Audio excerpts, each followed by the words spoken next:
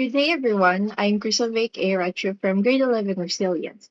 And today I want to talk about something that affects all of us every single time we open our phones, which is information disorder. We've all been there, right? You're scrolling through social media, you see a shocking headline or an image that makes you stop, and your first instinct is to share it. But here's the thing. Not everything we see online is what it seems. Some of it is false, some of it is intentionally deceptive, and some of it is real information being used to hurt people. So today I'm going to break down what information disorder actually means, the different types you need to know about, and most importantly, what we can actually do about it. So let's start with the basics. Information disorder refers to the spread of false, misleading, or harmful information through social media, social networks, and online platforms. Now, this isn't just about fake news. That's actually too simple. Information disorder is an umbrella term that covers several different problems. And understanding the differences between them is crucial because each one requires a different response. Think of it like this: if someone accidentally gives you wrong directions, that's different from someone intentionally sending you the wrong way. And that's different from someone revealing your home address to strangers. All three are harmful, but the intent and the nature of the harm are completely different.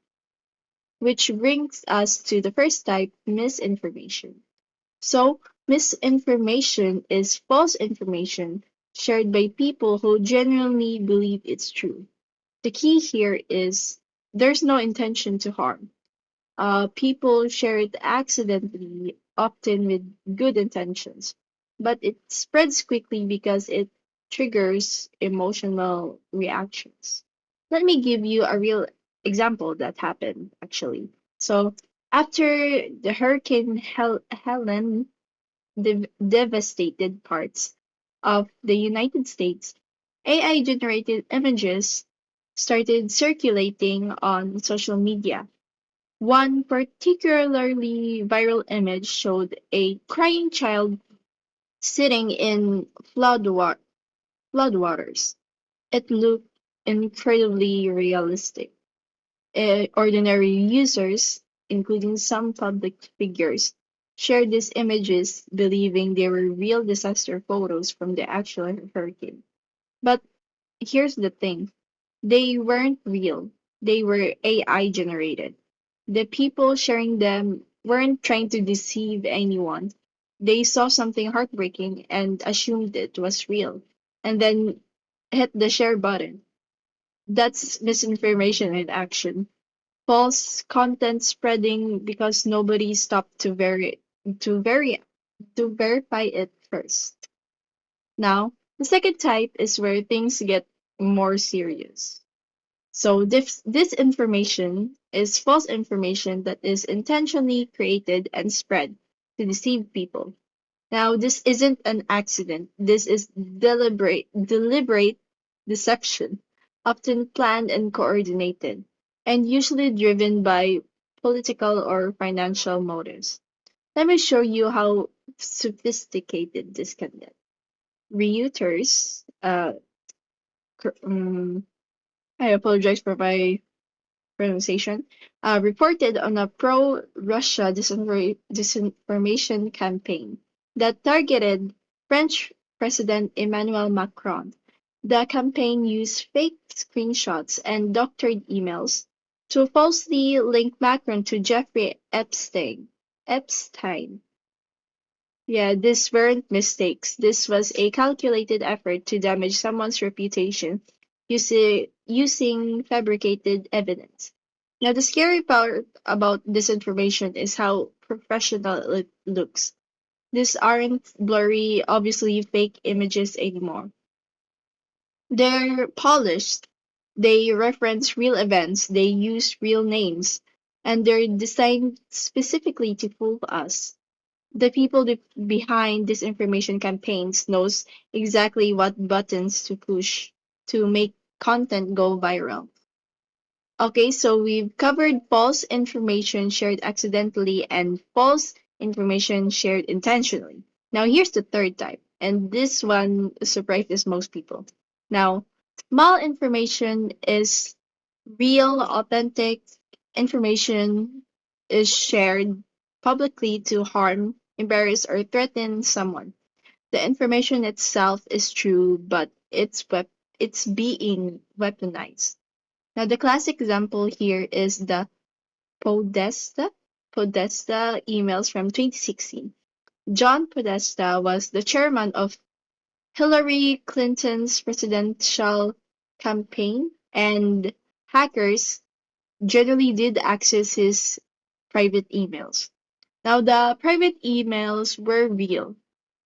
Nobody disputed that.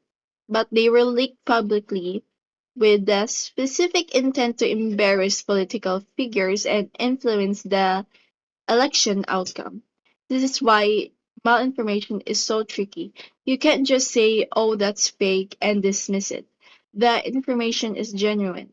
But the context, the timing, and the intent behind sharing it, that's what makes it harmful. It violates privacy, it can endanger people's safety, and it distorts public discourse by selectively releasing information to manipulate opinion. So now that we understand the three types, misinformation, disinformation, and malinformation, the obvious question is, what can we actually do about this? Now, here are some practical tips that we can all start using today. Now, first is verify sources before sharing. This sounds obvious, but how many of us can actually do it? So, before you hit that share button, ask yourself, where did this come from? Is this a credible news source or is it a random account with no verification? Second is read beyond the headline. Headlines are designed to trigger emotional reactions. That's that's their job. But the actual article often tells a different story. Click through, read the full piece, see if the content actually supports the headline.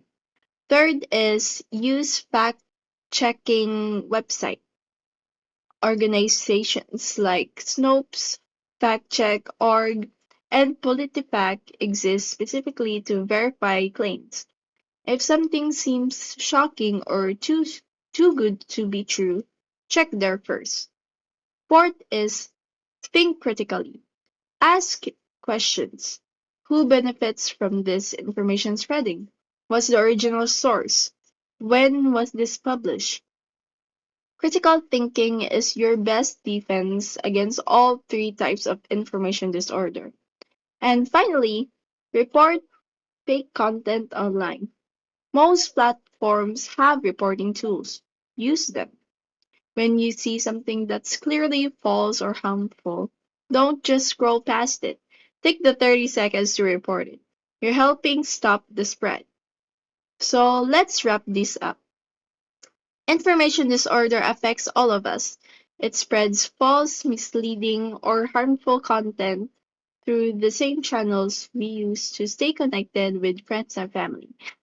And it's not going anyway. It's not going any away.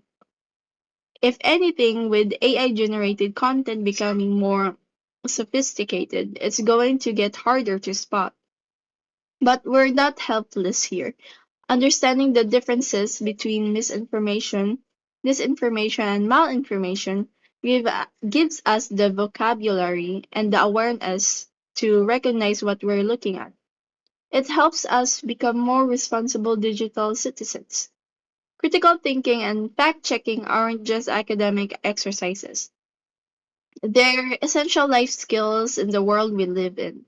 Every time we choose to verify before sharing, every time we read past the headline, every time we report harmful content, we're pushing back against information disorder. The internet is what we make it.